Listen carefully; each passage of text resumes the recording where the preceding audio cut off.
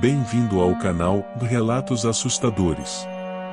O mundo sobrenatural e a escuridão do desconhecido estará presente nas histórias que apresentaremos a seguir. Primeiro relato: A Casa do Mal.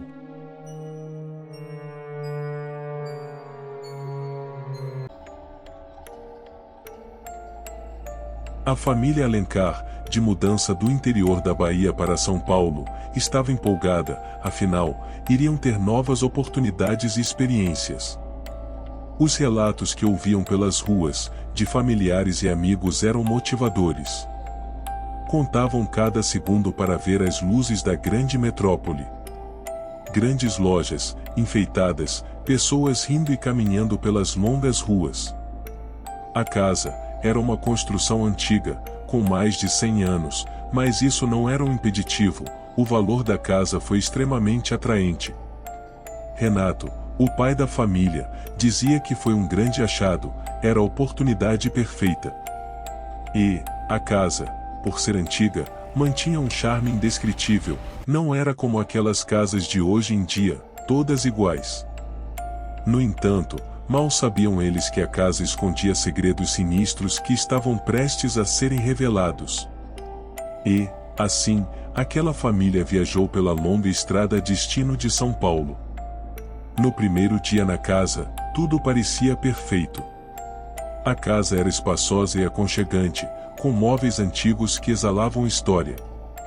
As crianças, Bianca e Heitor, adoraram seus novos quartos e já estavam fazendo planos para explorar os vastos terrenos ao redor da propriedade.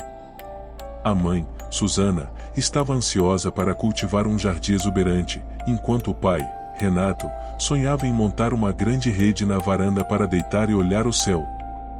O dia foi perfeito, as crianças riam o tempo todo, correndo pelos longos corredores de taco de madeira da casa.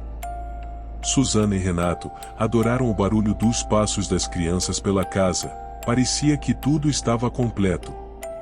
A noite caiu, e, quando todos se acomodaram em seus quartos, as coisas começaram a ficar estranhas. Eles ouviram sussurros indistintos e passos estranhos ecoando pelos corredores. Renato, incomodado com aquele barulho, tarde da noite, gritou: "Crianças, parem de correr, está tarde, é hora de ir para a cama."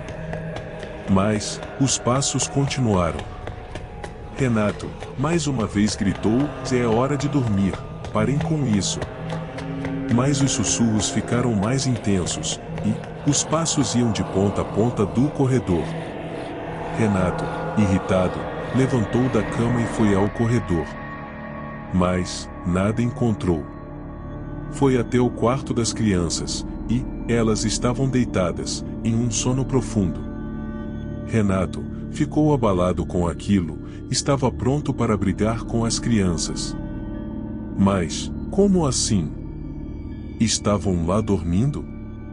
Pensou que poderia ser uma corrente de vento, mas as janelas estavam fechadas. Renato voltou para a cama, e comentou com Susana: "Amanhã vou subir no telhado, deve ter ratos lá em cima."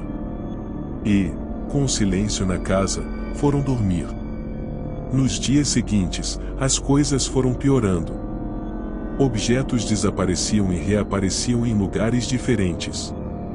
Susana, irritada com a desordem, chegou a brigar com as crianças e com Renato.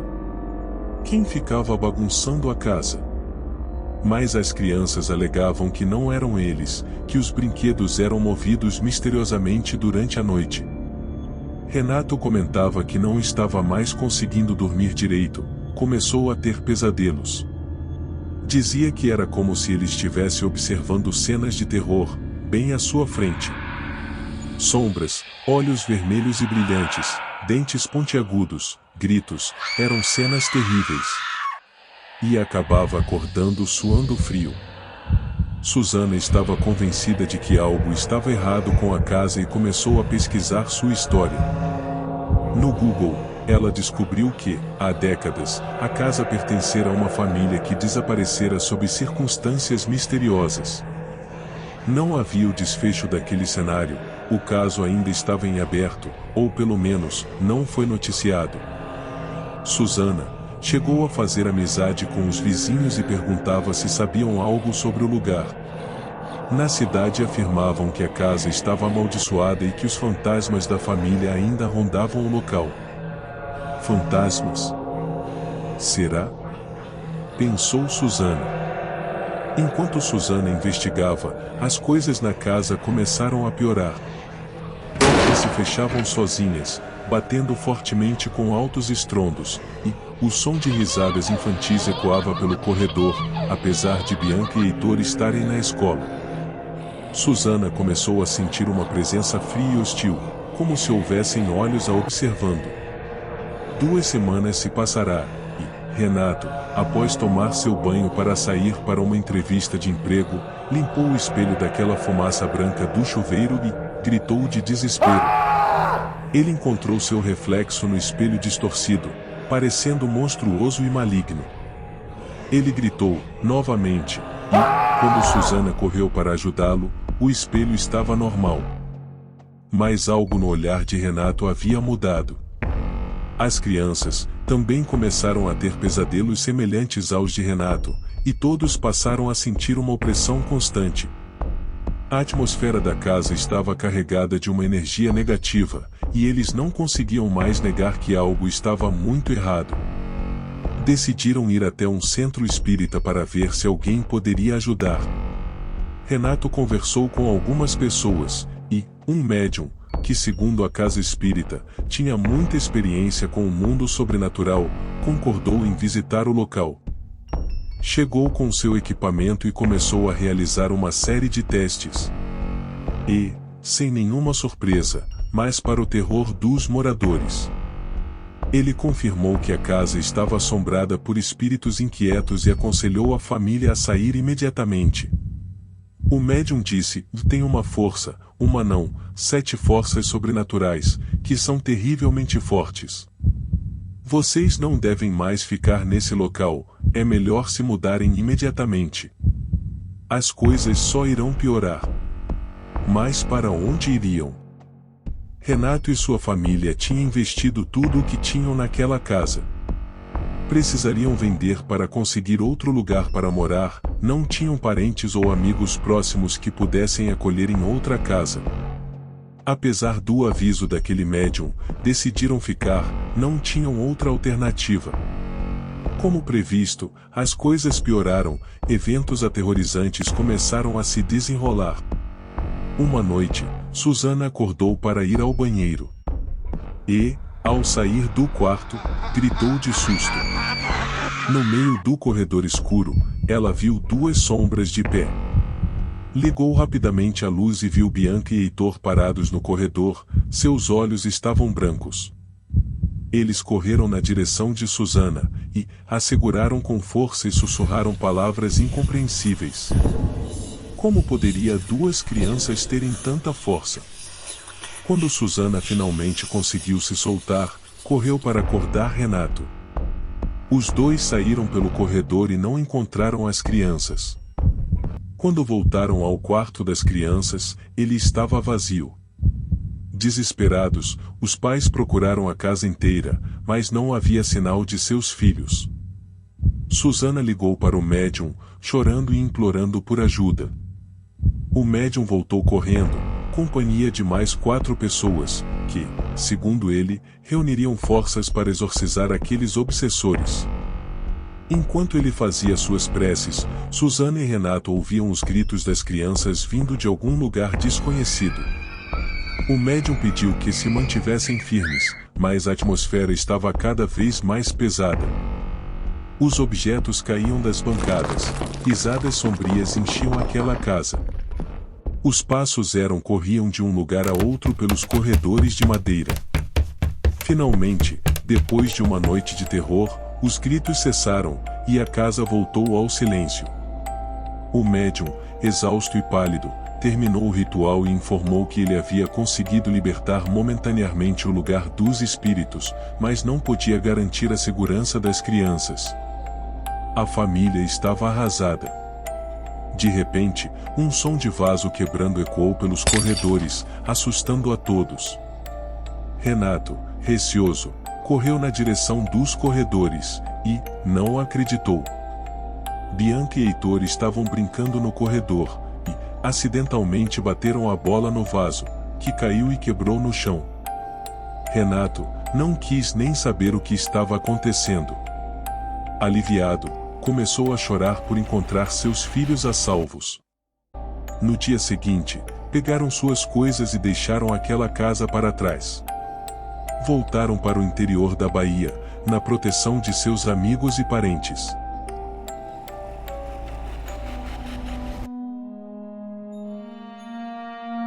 Segundo relato: a ajuda macabra.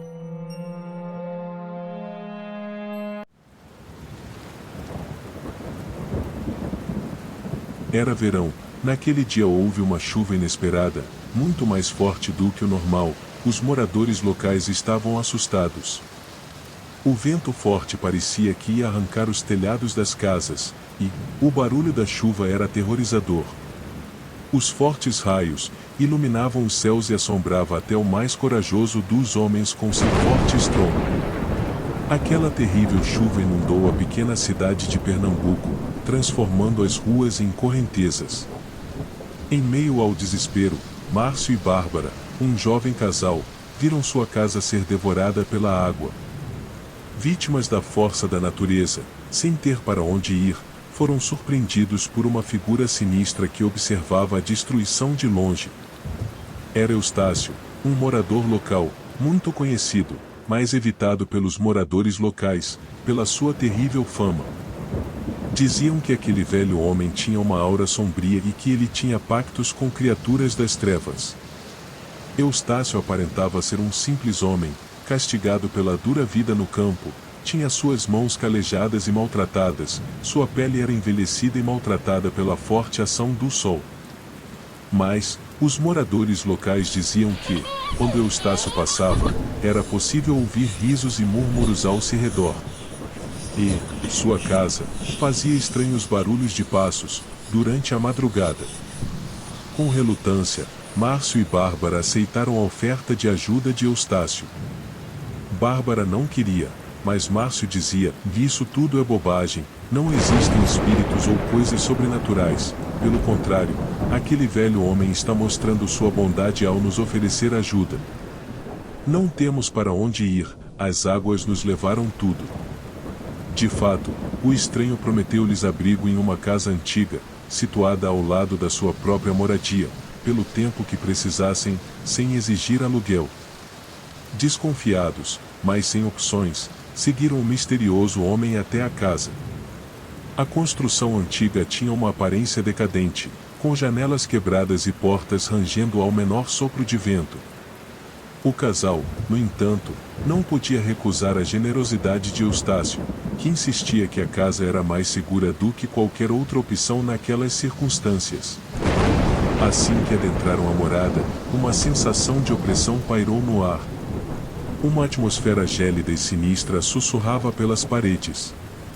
Eustácio sorriu de maneira enigmática. Tenham uma boa noite de sono, vocês vão precisar, disse com uma voz rouca seguida de uma risada baixa. Despediu-se e sumiu na noite chuvosa. O casal, agora sozinho, tentou se acomodar, ignorando os arrepios que percorriam suas espinhas. A primeira noite foi tranquila, mas à medida que o tempo passava, a casa revelava seu verdadeiro eu. Sons estranhos ecoavam pelos corredores, e sombras dançavam pelas paredes como se tivessem vida própria.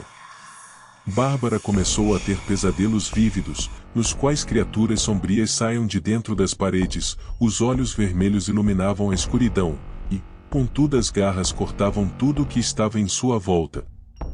Bárbara sempre acordava gritando, após a terrível criatura encarar e correr em sua direção. Cada dia que passava, a casa parecia mais viva, como se absorvesse o medo e a desesperança do casal. O ambiente se transformava, as paredes rangiam e gemiam, enquanto sussurros indistintos ecoavam pelos cantos. Bárbara dizia a todo instante: Vamos embora, podemos ficar na casa de minha mãe, tem albergues pela cidade. Márcio, apesar do desconforto crescente, relutava em admitir que algo estava terrivelmente errado.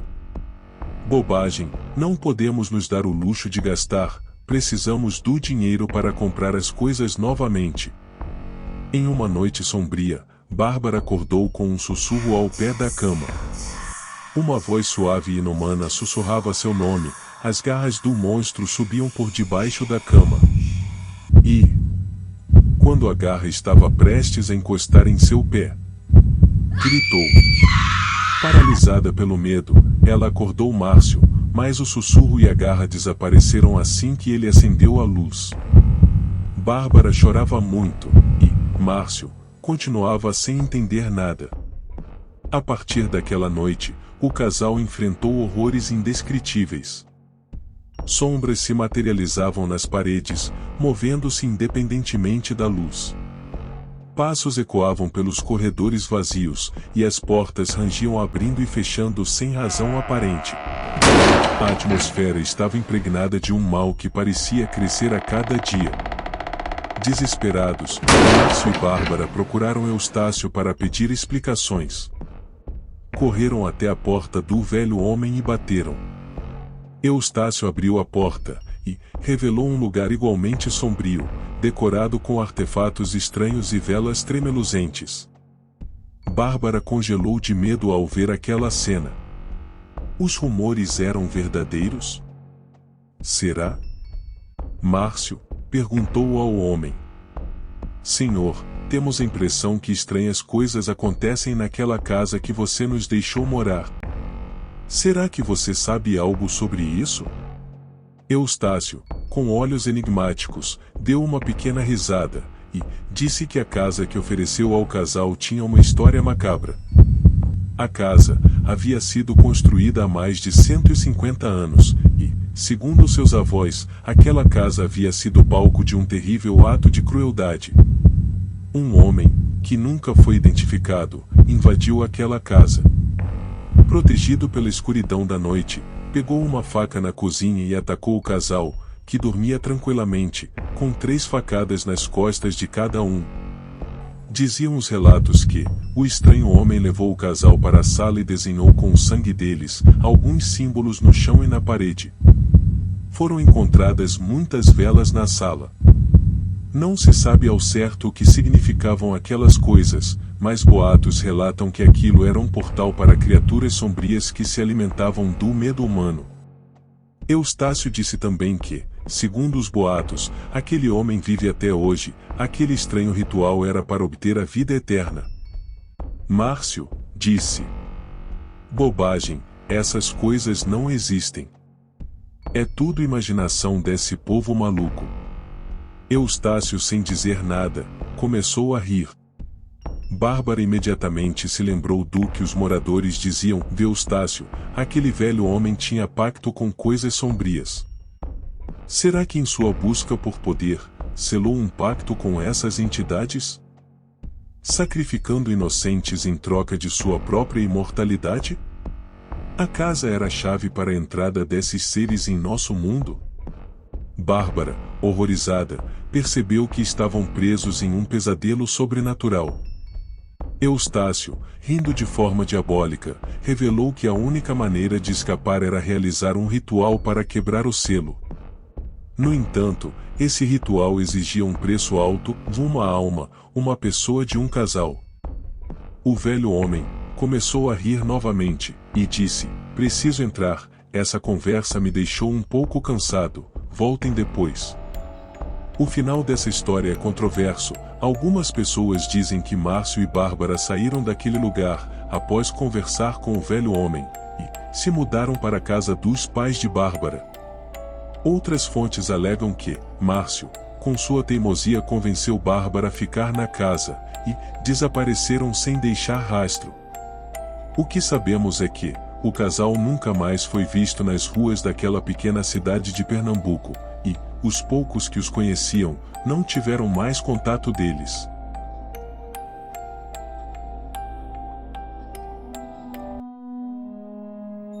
Obrigado por assistir. Se inscreva no canal, ative o sino de notificações e deixe seu like. Até o próximo vídeo.